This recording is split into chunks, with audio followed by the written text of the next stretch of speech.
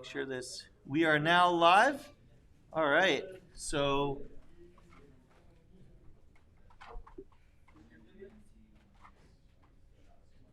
all right. Well, thank you guys for being here.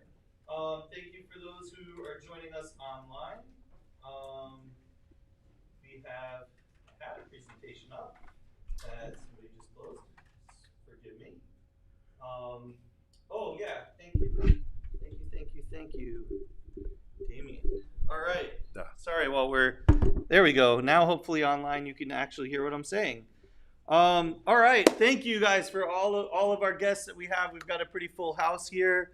And for those of you who are joining us online, we're really excited to present to you our students from our second cohort. This is the second cohort for Boca Code's Software Engineering Career Course. And I'm Todd Albert. I'm the founder of the school and one of the lead instructors, along with Jonathan Sanchez. And somewhere is Michelle Bakels, about to walk into the room right now. So quick round of applause for the awesome, amazing instructors and staff. And we have one other person on our staff that's here, Vanessa, who is right over there. So. But most importantly, today is not about us. Today is about our candidates. Today is about the candidates who are about to graduate and join us as software engineers. And so I wanted to do a quick intro of the candidates. First, we've got Jonah Allen. Jonah came to us as already an Android developer. He built, as you guys are going to see, built an Android app for the gaming community that has had almost 250,000 downloads.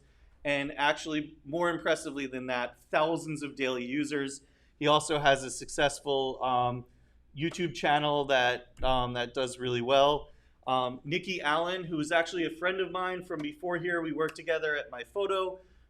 Nikki was running the show there in production at My Photo. She also has a history in the banking. And she's also one of our recipients. We're very proud that most of our students here are on some kind of scholarship, either full or partial. So Nikki's a recipient of the Diversity in Tech Scholarship. We have Kevin Choi, also on Diversity in Tech Scholarship. Kevin, where is Kevin? There's Kevin. He was hiding. Kevin is he's a successful entrepreneur, had his own business in Miami for 10 years. He also taught coding, but he came here to really refine his skills before he launches a career in crypto. So look out for the Kevin coin coming soon. And then we also have you just bought 10. Great. We also have Adrian Perdomo, a real character from our latest cohort. Adrian was an EMT. He's been an EMT. He's worked in the medical field. He's also a fantastic cook and artist. Adrian's really interested in automation and medical applications of technology. And he's one of the recipients of the Engineer the Change Scholarship, which was first actually conceived by Alan Schimmel at Media Ops and eventually co-sponsored by City Furniture. And so he received scholarship money from Media Ops, City Furniture, and Boca Code, as did Jeru, or Rue Johnson, as he prefers to go by. Rue is so many talents. He's a talented musical artist. He has a degree in technology, in cybersecurity and IT. He's worked extensively already in that field. And he also comes to us on a full scholarship from Media Ops and City Furniture, as does Victoria Roas, who recently graduated with a degree in neuroscience and a minor in psychology. She's all about the brain. She's really interested in AI and also a full scholarship recipient. So those are the people that are going to be talking to you guys today, showing you what they've accomplished in the last 10 weeks. And this is a quick, very, very simplified look at what the last 10 weeks look like. So over the last 10 weeks, they've learned the basic fundamentals, algorithms and data structures, database paradigms, including SQL, NoSQL databases. They've learned all about REST APIs and these guys have built databases and APIs and full web applications like over and over again. They're They have expertise in React. They've built apps in mobile apps in React Native, desktop apps in Electron. We spend a lot of time practicing agile methodology with them, daily stand-ups, weekly retrospectives. They've done some machine learning and automation in Python. We really hammer the architecture of building of these systems.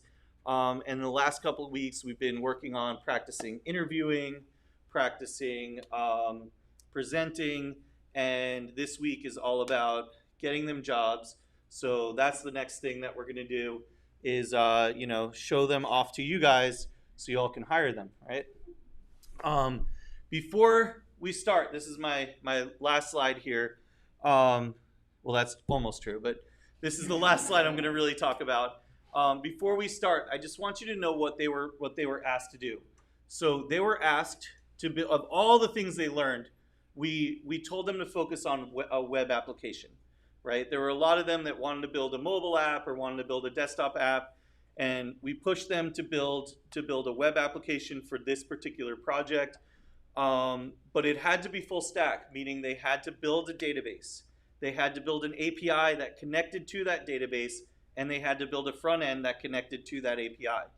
And that's really a true full stack application. But not only did they have to build that, but they also had to deploy it, which means it needs to be deployed in the cloud in a production environment, and fully scalable and ready to go, and for all of you all to hit their applications all at the same time without a problem. And then the final requirement for their project was that it actually had to have some kind of value.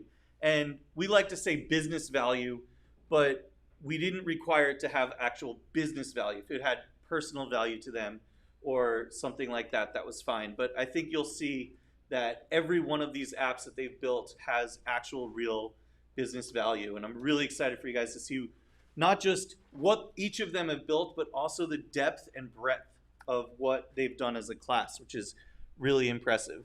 So thank you guys for being here. That's us, that's Boca Code. And with that, I'm gonna turn it over to the students.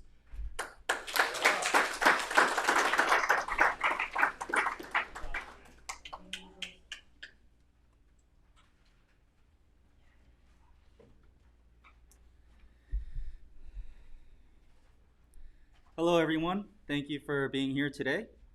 My app is HODL Good, where you can log your crypto purchases and also calculate your average cost. All right? My name is Kevin Choi. A little background about me. I have a bachelor's in hospitality management. I traveled all around the world, and like Todd said, I have 10 years of business ownership where I ran my own fashion and wholesale business in Miami. Within the past 2 years, I pivoted into tech, and I was a coding instructor as well. And I'm here at Boca leveling up my skills and honing in on different coding languages. So to continue, what is crypto? Does anybody in this room know what cryptocurrency is? All right, cool. Well, we have some hands here. But for those of you who don't know what cryptocurrency is, it's digital currency, okay? Imagine you had $1 million in cash and you wanted to travel from one world to one country, not a world yet, but one country to another country, or even to the moon or Mars. And you wanted to carry that $1 million in cash to that other place. That'll be pretty hard, unless you're watching unless you've seen in movies where you're gonna strap all that cash around your body and try to get through TSA. That'll be pretty hard, and you'll get maybe arrested. But with digital currency and cryptocurrency, you can carry $1 million or even $1 billion in one little USB drive and go anywhere with that. Okay, imagine that. That is amazing technology. All right, so with this technology, it's here to stay. I believe it's here to stay. And so this is why I built the app called HODL Good. And what does HODL mean? It means to hold on to your cryptocurrency. All right, this is not short term. All right, you're gonna hold on to it just like a 401k. So the problem that my app is solving is that You can purchase cryptocurrency from many different apps: Coinbase, Cash App, Venmo, Binance, Gemini, and more apps come in where you could purchase cryptocurrency. But it's hard to keep track of your crypto, all right? At how many and at what price did I buy it at? If you bought something 10 years ago, it's really hard to remember at how much you bought it at and where it's at. So the solution is my app, HODL Good. All right, this is where you can log your purchases, and not only log your purchases, it can also calculate your average cost so that you can maximize your profit. That's how you know whether you could buy more cryptocurrency or not, by knowing your average cost. So I'll go into my demo. And so this is my web application right here, HODL Good. Here's a little ticker where it shows all the prices, the current real-time prices of different cryptocurrencies. Here, I have Bitcoin, which is another cryptocurrency. You can sign in, or you could sign up. I'll go ahead and sign in with my username.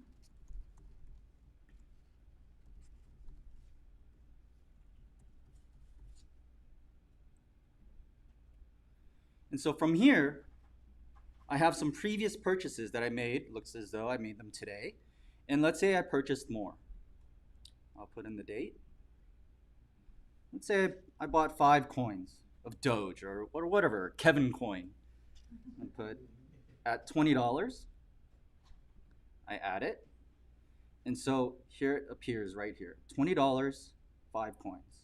And the total is 100. And I get to calculate that, and it shows you. Now I have a total of 9 coins. The total investment is $210. My average cost is $23. So this is HODL Good. And now I'm going to log out, and it takes me back to my home page.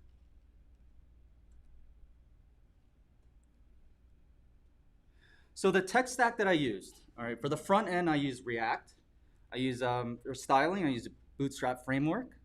I use a JavaScript language. And I use Google Cloud for user authentication.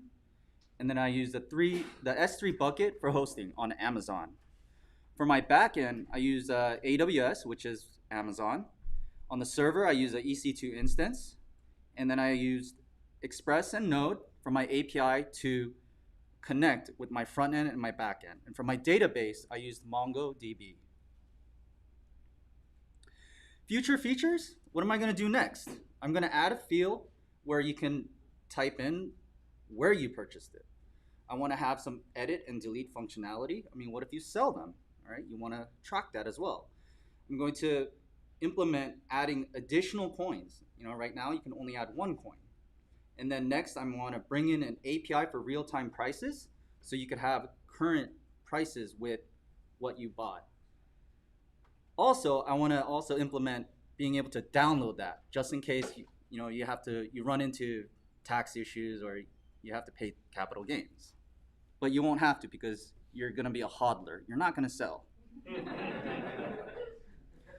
So thank you very much. This is my portfolio, kevinchoi.com. Any questions?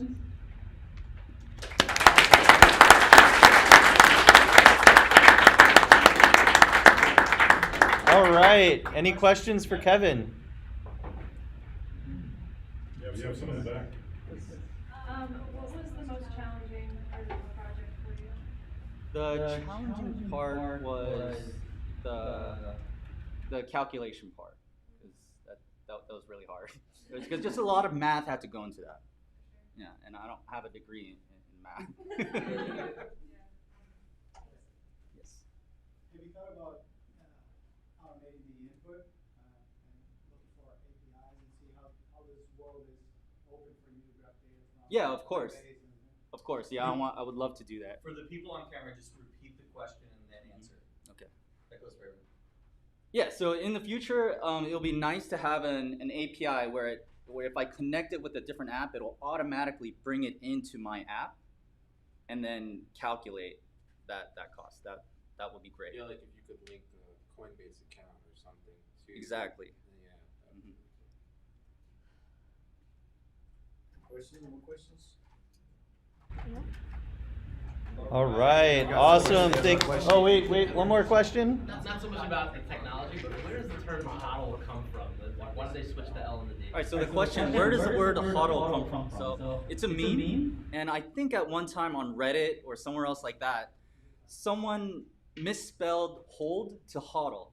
And so they have a phrasing like hodl for your dear life. You know, like just hold on. Hold on to your cryptocurrency. Don't get tempted to sell. Because that moment that you sell it, it's gonna go back up, and then what are you gonna do? You're gonna have to buy it at a higher price. So hodl means holding on to your. It was a misspelling. It means and it caught on. It's a meme, yeah. So you're asking the creator of that word. He's saying somebody. He used quotes is why I saw it. It's funny thinking. All right. All right. All right.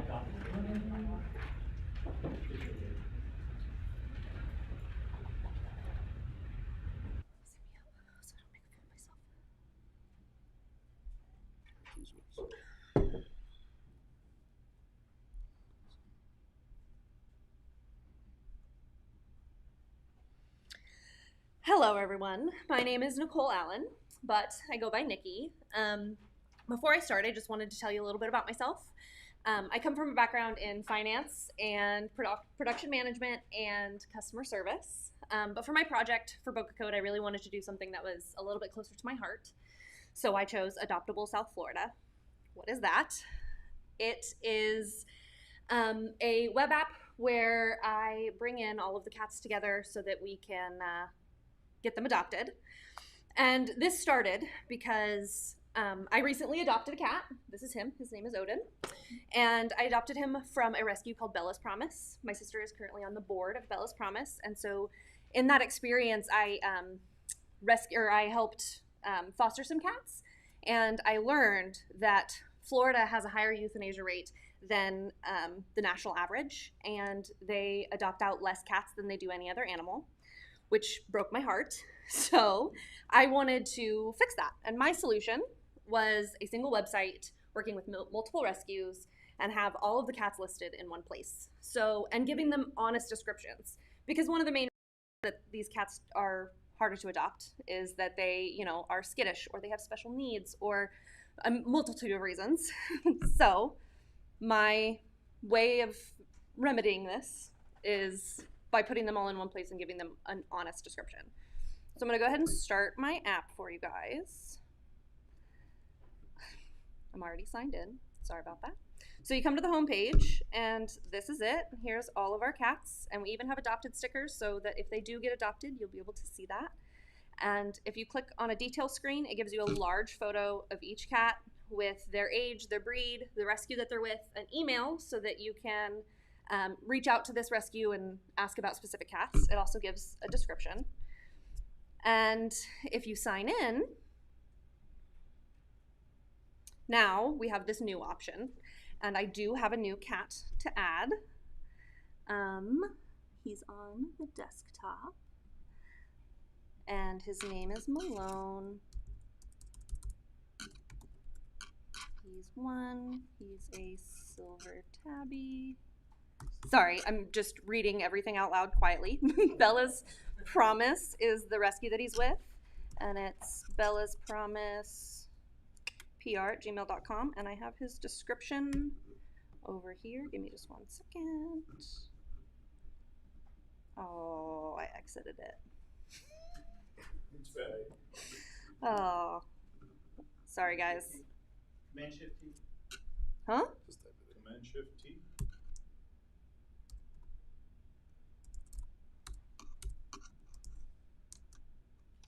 Let's try that again. Yeah, will you get that up for me? Thanks. Because it wasn't, there it is. Just copy it from here. Just paste it like that. Open. And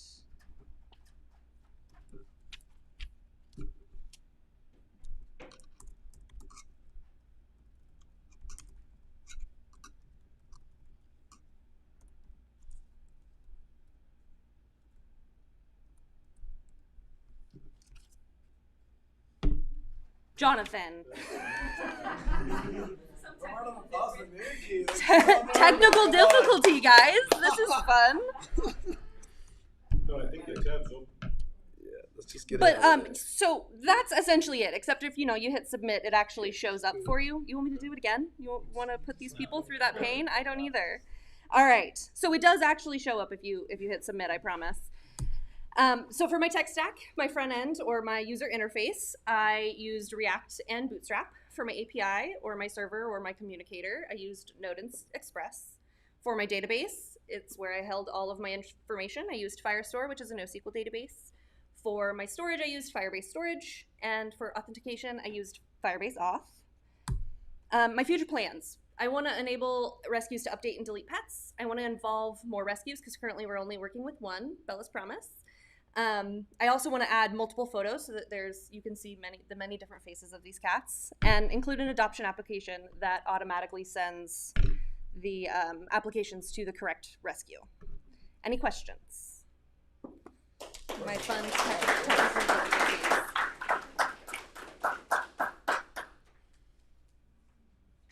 No? I think we're gonna have our arbitrary question, which is what was the most difficult part to copy? It sounded like it was my idea. It wasn't. It was hers. It was a great one. What's the most difficult part of this project? So the question is, what is the most difficult part of the project? And I would say the most difficult part of my project was the authentication. I struggled with that. I finally got it up and working and was able to help many other people within the class get to it because I made all the right mistakes. So that was my hardest part. Yeah. Thank you, everyone. Other questions? Any other questions for Nikki? All right. Thank you.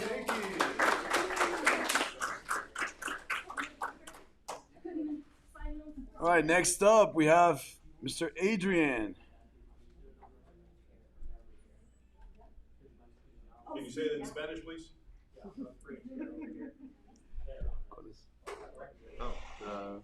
It's down here.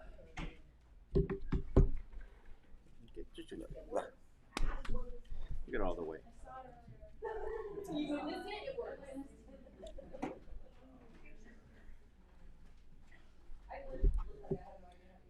All right, next up we have Adrian. Hello, everybody. My name is Adrian Perdomo, and I'm here to present to you Mind Sapphire. I got the idea for this app. First of all, let me share a little bit about myself. I have a background, usually work for as a technical support in a medical field. I previously was an EMT and worked as a medical data analyst. I also been a baker and I cooked. I love automatization, AI robotics, and the medical application of technology, or anything that actually helps improve your life through technology. And that's the reason why I came to Boca Code, to try to get all the skills that I need to do that eventually in the future. So the idea for this app came from my personal experience battling with depression, and also with my friends that I have a lot of friends that has bipolar disease, bipolar disorders, etc. So I wanted to do something to help them, since it's very difficult for them to actually keep a track of specific details of how they feel, why they feel it, when they feel it, whenever they have to explain it to the doctor. And taking actually physical log of it or a physical notes of it is very difficult as well for them, because you usually don't have access to the log whenever you are having a panic attack or something like that. Especially, this is important for somebody with bipolar disorder, because they need to keep a track of all the emotions, not just when they're feeling sad, and keep it over a period of time, so they can actually show the doctors what periods are they feeling sad or manic through extended period of time for them to show them. Okay. So I decided to create a tool to help them to actually keep sorry, I get nervous. See, by creating a tool that will help them to keep an accurate chronological log of all the emotions, the intensity, and the triggers that they have when they have it, but actually make it a little more as a game, so they can feel a little more incentive to do it in a short period of time and actually have it on them all the time with their phone. So let me show you actually how does it look. Like the gem is the link. That's Yeah. Actually, Sapphire Mine is because Sapphire is the mine of the stone of the mine, so that's why I picked the name from it. As you see, is your little happy place floating in the empty void of space with the duality of everything being the sun and the moon. Like your mind changes. So we're just gonna click the little arrow like the island, and then it will let you choose what emotions are you feeling. I choose the four core emotions, so you can actually select one of them, and it wouldn't allow you to do anything unless you're logged in. But I'm already logged in this machine. So let's just pick happy, for example, and say pick the intensity of it, and say that we're happy because we are in Boca Code, right? So it will take you to overview of, after you save it, it will take you to all the logs that you have over a chronological spatial time, which will look exactly like this. Is organized especially by color and in a way of a calendar, so you can actually see the cluster of emotion or what emotions are more predominant, so you actually can have a visual representation of it to before even having the data about it. So when you click on them, you will have all the information that you log in that moment, like the intensity of it, what you felt, and what were you feeling at that moment. Basic, and then over here you can add another one if you feel like in the same day. So for right now, we're gonna go and where is it? Sorry about that. So the tech stack that I use for it, for the database and the API, I use Firebase for the authentication and pretty much everything. The database and the API, the Node.js and Express. For the front end, I use regular HTML, JavaScript, and React to be able to do everything. And for the styling, I just use Sass and some elements from Materialize. For the future, I want to be able to implement a way to send all of those logs through email to the doctor or to whoever you decide to, record your voice so you can actually concentrate more in what are you feeling and explain it than typing it, avoiding typos, etc. And then also making, even though it's responsive for mobile, I want to make it actually a mobile app. So it's easier for them to have access rather than typing it if they have to. If you have any questions, these are the way to contact me, or otherwise you can ask the question now.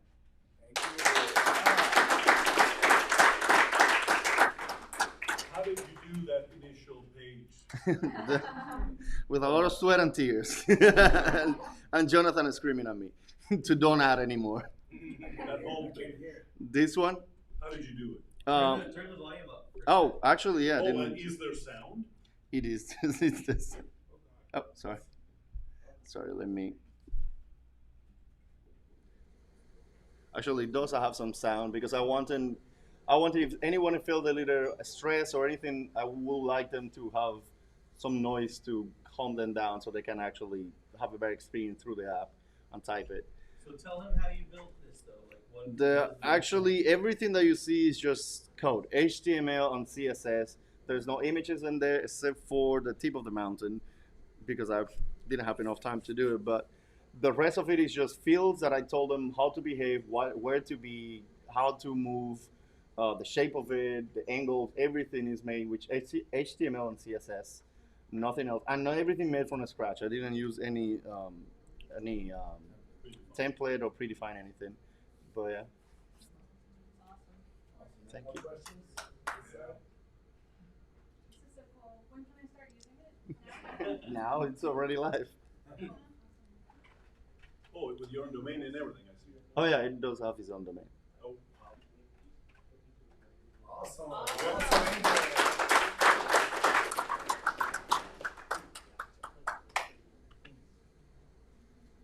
All right, next up, we have Mr. Rue. A round of applause for Mr. Rue Johnson.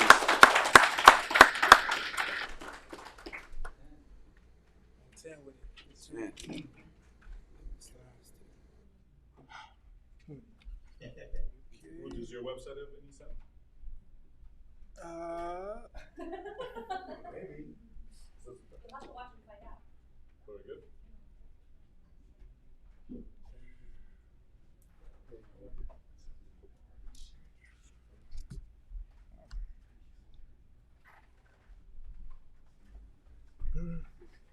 Hello, everyone. Welcome to Project Links. So, a little bit about myself. My name is Drew Johnson. I have my bachelor's in cybersecurity, and I've been a music producer for about 5 years. One of the issues that I've had working in the music industry is that it's fragmented. There's a lot of artists, sound engineers, songwriters where their music and their bodies of work are scattered across different platforms, SoundCloud, Instagram, Twitter, and there's no way to really market yourself effectively in those settings where you can aggregate them all. Until now, Major Links, the one place to conveniently curate all your music, all your links in one.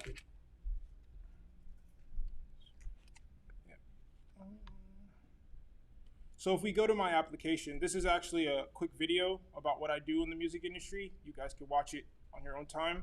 But if we go to the Explore page, as you can see here, these are all different profiles of users on my application. If you click on the See More, you can actually see a brief description of who the user is, all of the different platforms that they have their music on, and then links to all of their different music. If you click on to create a profile, you first have to sign up. And we'll use myself as an example.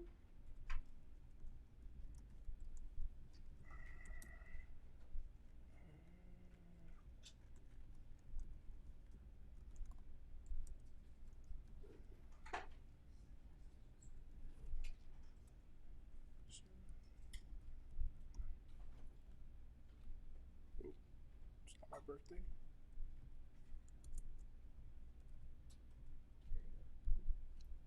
And as you can see here, there's nothing here because you've just created a default profile. But now you can build your profile. And here you enter all of your information. You get to pick the platforms that you're on and add it as needed. So you enter your username for the app here. You can add an image if you like. Your role, whatever genre of music that you play. I'm going to pick soul. And then all of your active social media accounts. For me, thankfully my name is the same on all of these different accounts. And then, hello. And now you have your profile with your active links. So if you want to click on your Twitter, there it is. And then if you click on your Instagram, there it is. So moving over. Where's my presentation?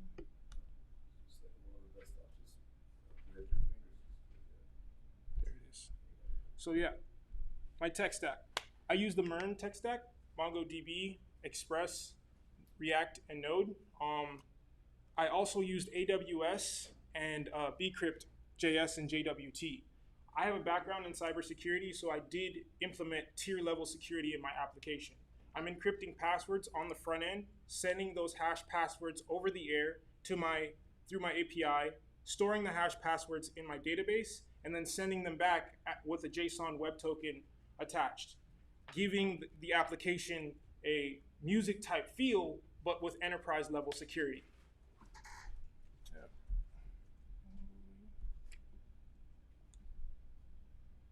This is a visual representation of my stack. I'm hosting my front end in an S3 bucket in AWS, as you see here. My EC2 instance is pointing to my cloud database in Cloud Atlas, and this is my development environment that's running adjacent to it. What's next? I want to add a following and chat functionality so that artists can support each other on their journeys in music. I also want to add a post feed so that artists can put all of their curated content in one place instead of fragmented across different platforms. And then I want to create a React native mobile application so that the user experience is focused. Any questions?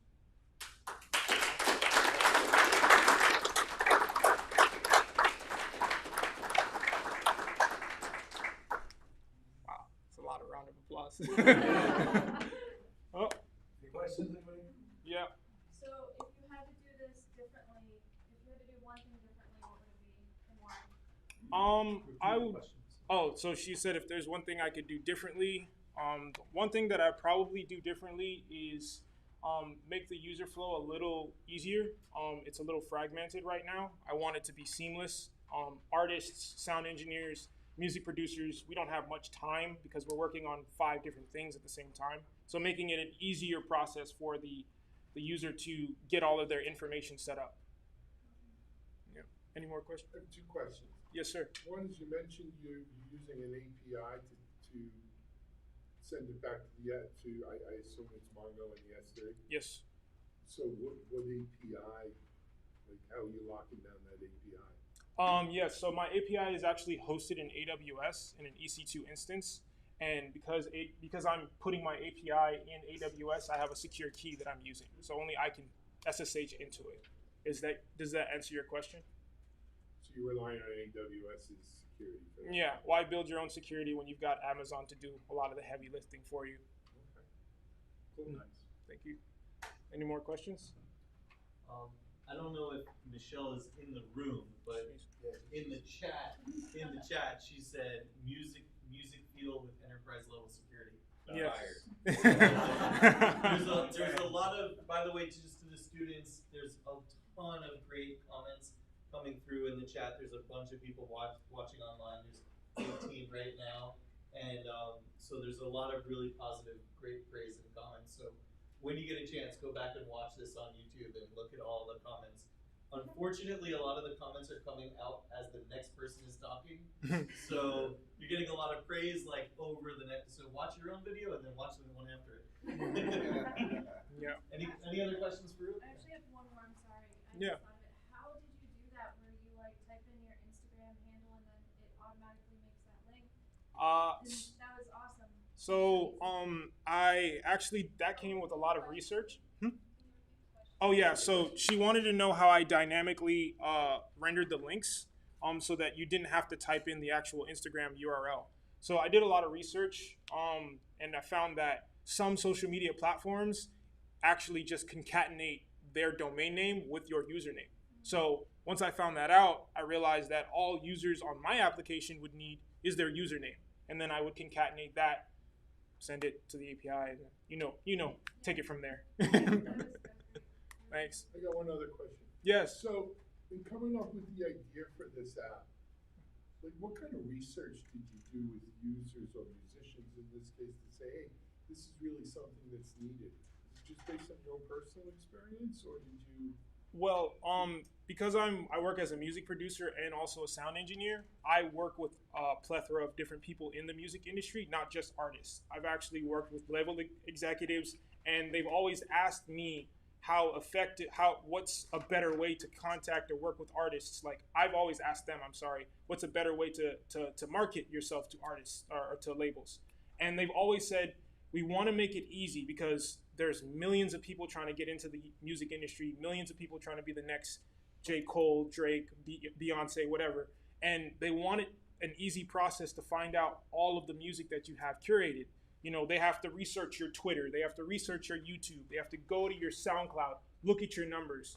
And, they only have probably only one person doing that in the entire label.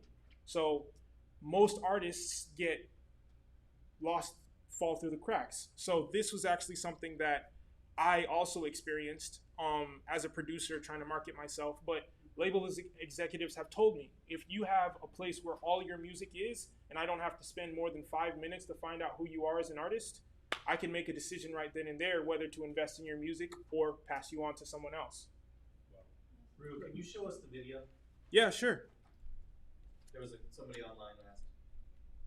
And I have one last question. What was your biggest takeaway in this 10 weeks coming in and now? Okay. Video? I'll ask that. I'll play that. We'll take it back. Whoa. Volume. Where's the volume? Just the top. The touch bar. Yeah.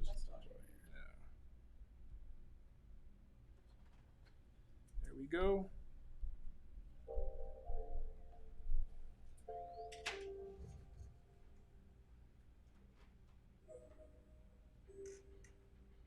Nice.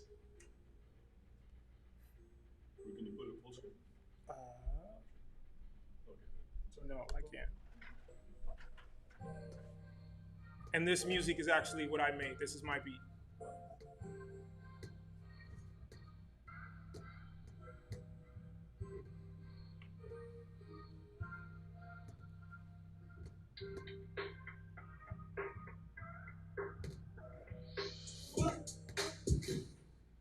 That's it. Whoa.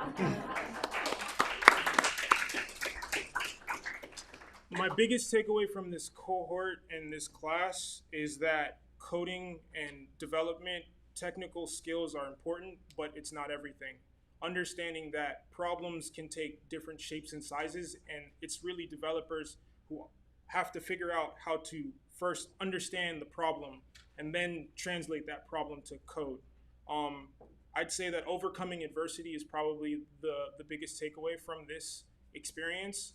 Understanding that you're going to hit walls, they're going to hurt, it's going to suck, but overcoming that and understanding how to take pieces of a problem, break them down, attack them, and get your small wins. This application, it brought me to my knees some nights. You know, it was very emotional. Jonathan knows intently how emotional it was. And I did this the hard way. I did it the way companies build applications. But I learned through this process how to overcome adversity, and it really made me a more well-rounded person, not just a developer. And that's probably the biggest takeaway I can take from this course.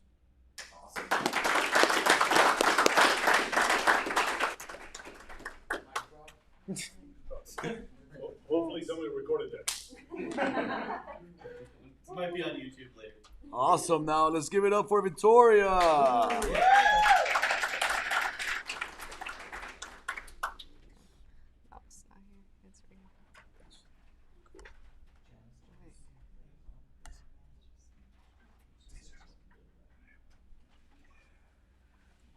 Hello, everyone. Thank you for being here. I want to introduce you to Mindful Space. So before we get into that, my name is Victoria Roas. I dance ballet for over 14 years. I love to paint, I love to read, and I love to meditate. I have also a BS in neuroscience with a concentration in psychology. And for me, it was really important for this project to show how I can integrate the knowledge that I have of human behavior, the human brain, into technology. So if you don't know, 73 to 77% of people experience stress. This stress actually shows up in a harmful way, either physical or mental. And meditation reduces stress and anxiety and the risks of diseases. But how do I know that? Well, I read a study that within 8 weeks of meditation, levels of your brain change. So the size of your brain actually changes with meditation. An example of this, so after 8 weeks of meditation, your hippocampus actually increases. And your amygdala, which is associated with fear, stress, and anxiety, it decreases. So to me, that's pretty awesome information. So what type of problem I'm trying to solve today? So Mindful Space, it motivates users by keeping count of their meditations. It provides a dedicated space for meditation. So let's go into it. Oh, let me log out. So I wanted to create an app that really made people feel peaceful. It was clean, uncluttered, just so you can have that space where you really are ready to meditate. So as you can see, this is the meditate button. This would be the total count of meditations. This is your streak. And this is your save progress. So if you're not logged in, you have to sign up. So it takes you to the sign up page. So let's log in so you can see.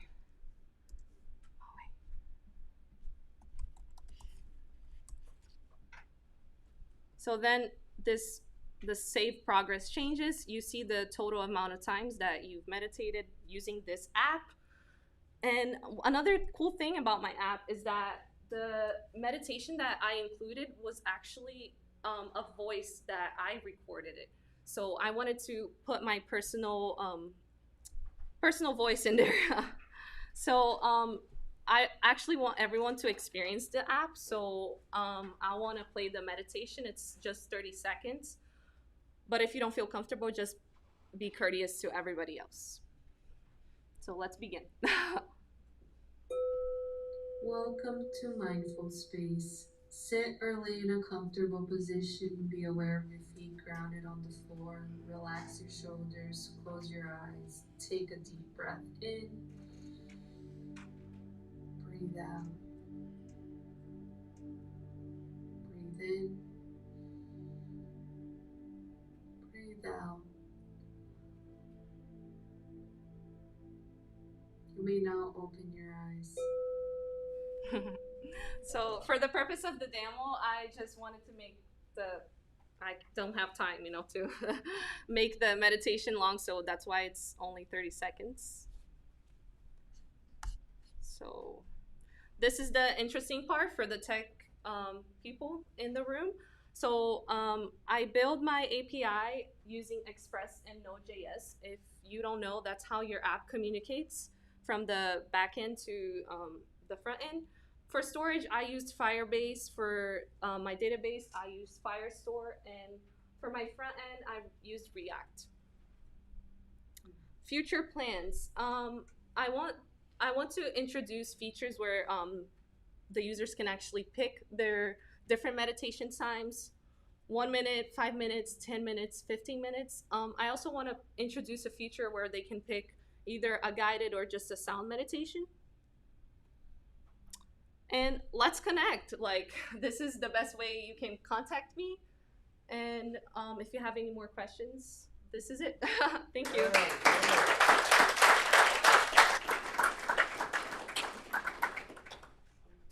What was your most exciting learning that you have that you can use right away on your work, on your life? Oh, from my major? Can you repeat the question? From the project? Oh, well, so he asked me what was the most exciting thing that I learned from the project. Well, that I can use right away. It was a change in mindset. So this project really reminded me, because I went to school for this, that you have to have a growth mindset. You can't think that I had a lot of challenges and I was like, I'm not good enough. I don't know enough to do this. And it's really about your growth mindset. You knowing that you're not there yet, but if you commit to the time and you practice every day, you're gonna get there. So for me, it was really reminding myself that you have to have that mindset.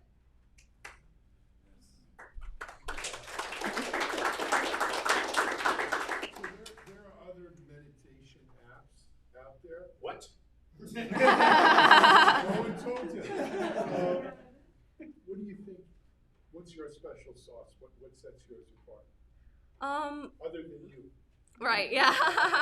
Well, I think that my app, a lot of the meditations apps that I see, they are really cluttered. If you're a beginner, and I think that I was once a beginner, I would go into these apps and, there's this section for anxiety or for this, and I had it was just all this clutter, and I really didn't know how to start. So when I was creating this, I really wanted it to be simple and straightforward for beginners, because I really want people to start meditating more. And I think that that's what sets mine apart. I'm focusing not on people that have meditated for years, but people that are trying to get into that habit. What would you say would be the one experience that you had the most fun with when you were developing this app? Wow. That's a good. Oh yeah, sorry. So what was the most fun experience I had creating this app? It was actually designing the app, putting that thought into what feature is gonna go there, how am I gonna present this. That's where I really started to have fun, and I think it was definitely the front end was more fun for me. Any other questions, Victoria? Good. And Yeah. then you're able to get a meditation, so this is like exactly what you're going for. Simple user interface. Cool. So you have this as an app already ready to go up, like on the Apple or Android store? No, this is just for the web. So Web, but it's ready. Web and do. Yeah. Talk to me later. I have an idea for this. Okay, cool.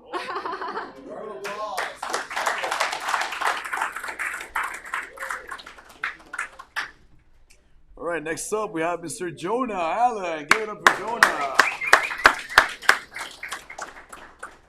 don't know where it's saying. Let me pull it up. Ah, there it is. Pretty sure this is it. But this is the old version of it. Where's the new one? Right there it is. Perfect. Okay. So my project is Team Manager. Hello everybody. Oh yeah, mask. Sorry. Yes. Hello everyone. I'm Jonah Allen, and my project is Team Manager. I'm a self-taught Android developer since 2014. I have a successful YouTube channel and a successful Android app. So I came to Book of Code to learn more about software engineering because I came here self-taught using Java, C#, PHP, all this old school technology that now I know about React and JavaScript, and it's crazy. So my app works alongside a game called Terraria. Terraria is a 2D action-adventure, open-world sandbox platformer game in which the player controls a single character in a generated world. In Terraria, you can create your own content. You can create your own worlds, and you can create your own players. But the problem is that there's no way to share that content that you create across platform. Say, for example, you're playing on your phone, and you make something that you find really cool. So you want to share that with a friend. How can you do that? Terraria doesn't offer a way to do that by itself. That is where Team Manager comes in. Team Manager is my solution. A marketplace companion app where you can find, download, and share that content that you create. I've already created Team Manager for Android, and I've published it to the Google Play Store. And it currently has over 230,000 total downloads and 2,000 to 5,000 daily users. Now, the reason why I chose to do this as my final project is because Terraria can be played on any platform. It can play on Windows, Mac, iOS, Android. And this app I made only goes to the Android community of Terraria. So my project allows anybody who plays the game to be able to use my product. So now let's go over to the demo. You can go to this link right now. It's all live. So this is my website, Team Manager. Above, you can see all the navigation. Let's start off with the worlds. I had some sounds for it. It's pretty cool. As you can see, these are all worlds that my app has to offer. Right now, I have a little over 100 worlds. So let's go for the first one, for example. I have a YouTube video for this, and it has 8 preview images. These are all preview images for this world.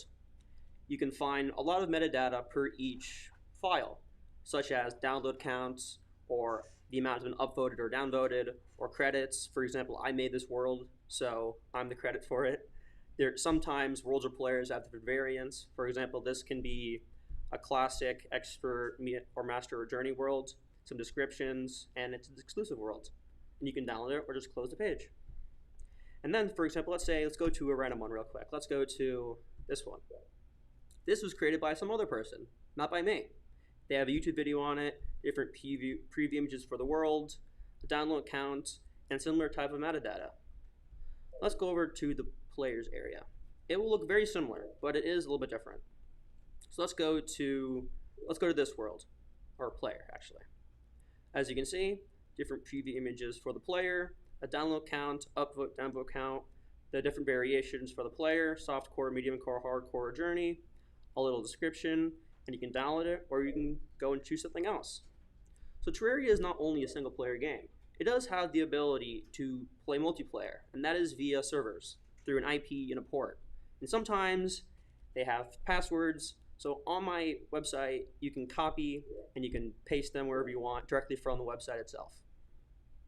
And then there are seeds, which is the world generation ID when you create certain worlds. So sometimes certain worlds have different attributes.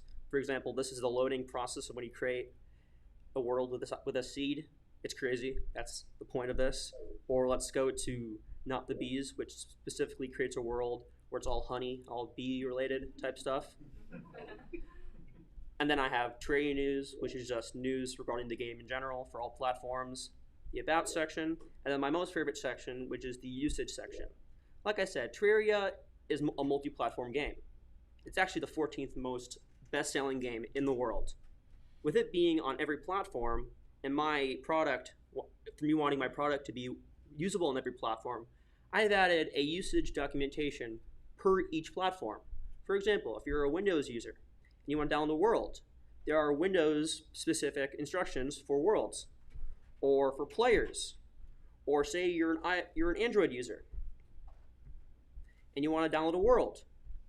There's specific documentation and instructions for Android.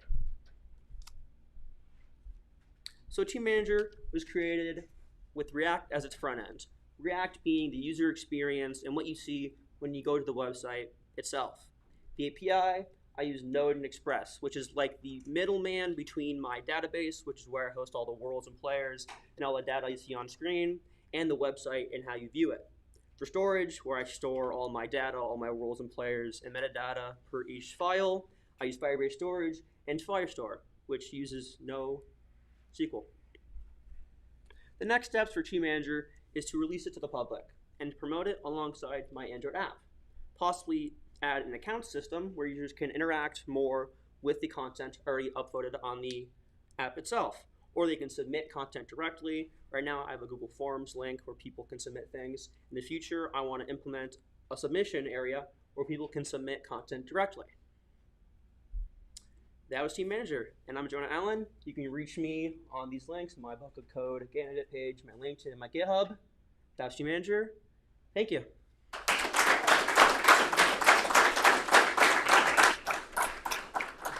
Any questions? Todd? You know, how big is the gaming industry? Like, how important is it that, you know, like, is this just a toy, or, you know, is there actually, like, you know, a pretty big gaming industry out there? The gaming industry is gigantic. It is bigger than the television industry, bigger than the movie industry. It is huge.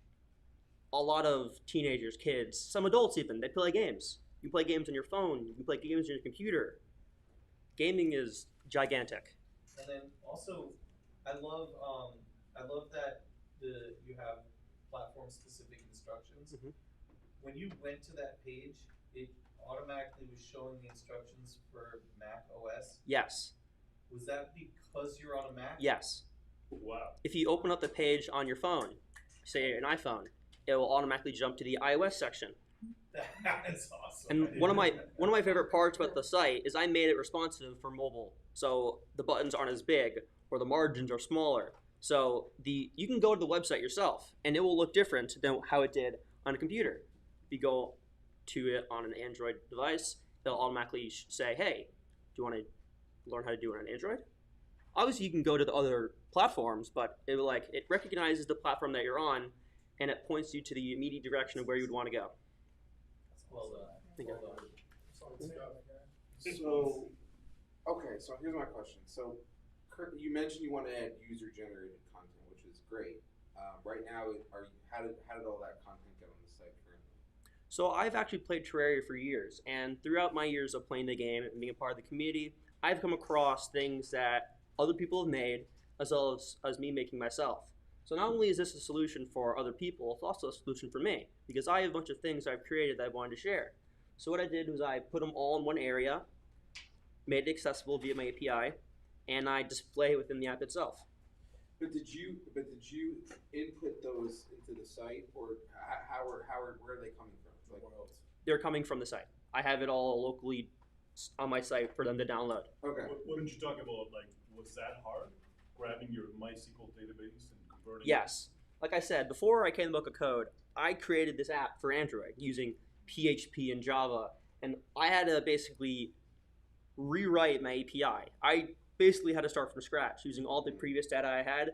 I had to convert it to a Firestore database. Gotcha. From my previous SQL using PHP. Wanted to. Both.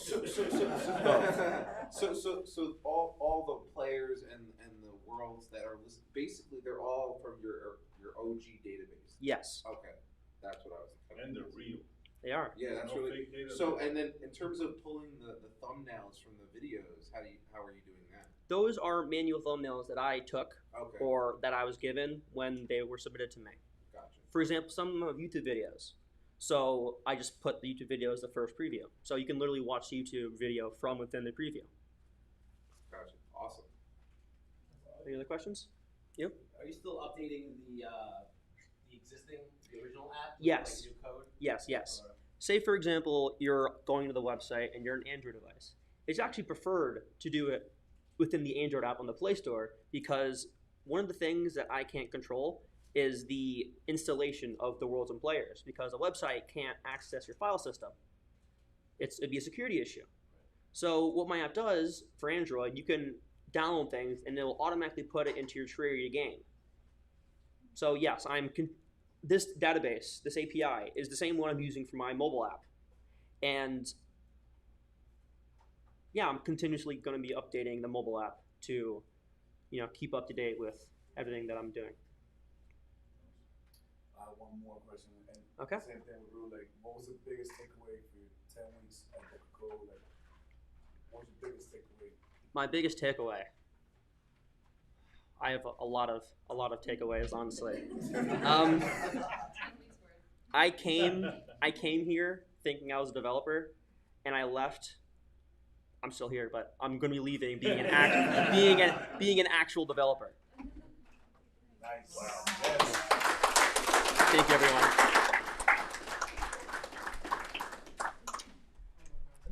Any other questions? Good? Other questions? I heard. I played with Bradley. Yeah, you did. Yeah. It's come a long way. Thank you. Thank you, Jonah. Thank you.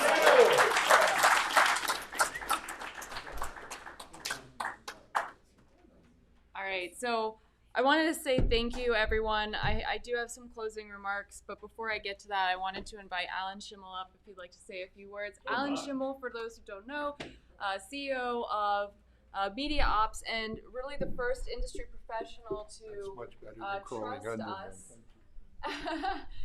Trust us, believe in us. So the creator of the Engineer the Change Scholarship, for which several of our students have benefited from. Victoria and Rue are 2 full ride, and then several partial scholarship students in the room. Adrian being one of them, and so thank you, Alan. I'll give you a few moments here. Alan missed when we mentioned that we talked about you and Media Ops at the beginning. I'm glad I missed it. Thank you. Whatever they said, probably half true. We're not that good. First of all, I'm really thrilled to be here. I'm really thrilled to see real life people in person. Some with masks, some not. We had our exec team, our first exec in-person team meeting in the last year and a half this week at our office. Heidi Gilmer, our VP of Marketing, is with me. And you know what I realized? We have fooled ourselves for the last year thinking that Zoom is the equivalent of meeting in person. It's not. It was the best we had. It was the best we had when we had to communicate this way. But it is so much richer to be in person with people, reading their faces, seeing their body language, knowing if they have pants on. It's a much better, richer experience. So it's good to see you all here.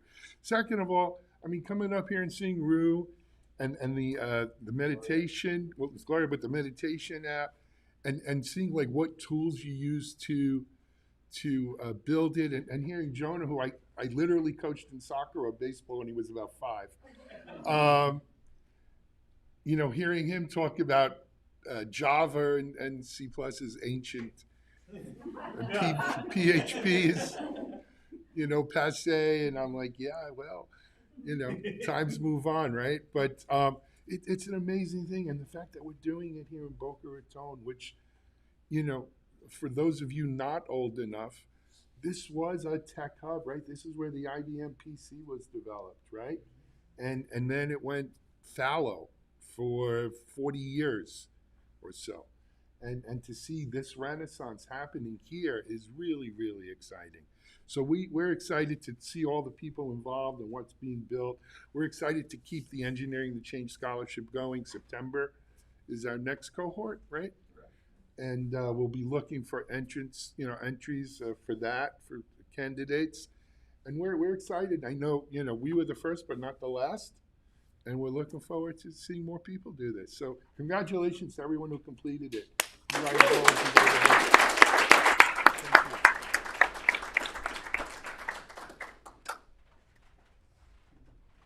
Thank you, Alan.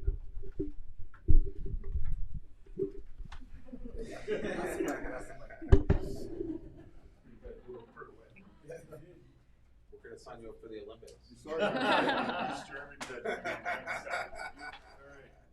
right. Well, thank you again, everyone, for joining us. There's so many industry professionals in this room, so many prospective students, so many software developers, journalists, and we're just really thankful for the support.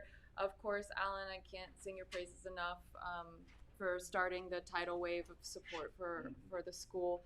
To the students, so impressed with you all. I mean, another round of applause for them. Our curriculum here is very thoughtfully crafted. The instructing staff are all industry professionals, formerly industry professionals ourselves on dev teams, leading dev teams. And so we build this program to create the developers that we know can go into the workforce, that can hit the ground running. And it's not about learning a language. It's not about learning how to code what the syntax is. It's about looking at a problem, solving a problem, breaking it down, understanding. The skill is thinking, understanding.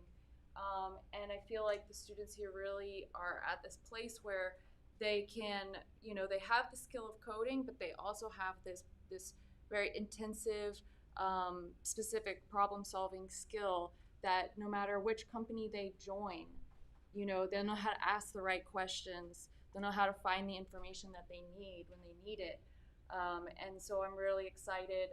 Kevin, your crypto app, incredibly relevant. I mean, so valuable, your interest in crypto and now your skills in coding. Nikki, former project manager, now software developer. So, I mean, think about on an agile team how valuable that is. Adrian, I love your character, charisma, your expressiveness, and being able to communicate on teams is just so important. And paired now with your skills. Jonah, just like a Swiss Army knife. You pull out this language, that language, whatever, and the whole way through the program, the projects and stuff would be like, Jonah, hey, let us help you with your project. I got it. And we'd help him with some stuff, but I mean, really, like such a heads down developer, like getting it done. Victoria, where you came, your faith in the program and the process was so meaningful to us. You came in with no coding experience whatsoever, and you came through the program. There were so many times at the end of the week when we do our weekly retrospective where you'd be like, I have no idea how I'm going to turn into a software engineer at the end of this, but I trust the process, and we appreciate that. And you've come so far. That meditation app was incredible. And Rue, I mean, your cyber background, the security knowledge, and then the coding. I mean, you're a machine at this point, and we're so proud of you, and just also personally, just so appreciative of your value of community and helping people. I think everyone can agree that Rue is like the adjunct professor. He'd be staying late, learning something really well, and then the students would come in on the weekends, and Rue would be teaching everybody, or he'd be leading a workshop, kind of working out problems and stuff like that. So phenomenal job, everybody. And then, of course, thank you to the staff. You guys are all right. So anyway, let's get a couple beers and some food, and thank you again, everyone, for joining us. So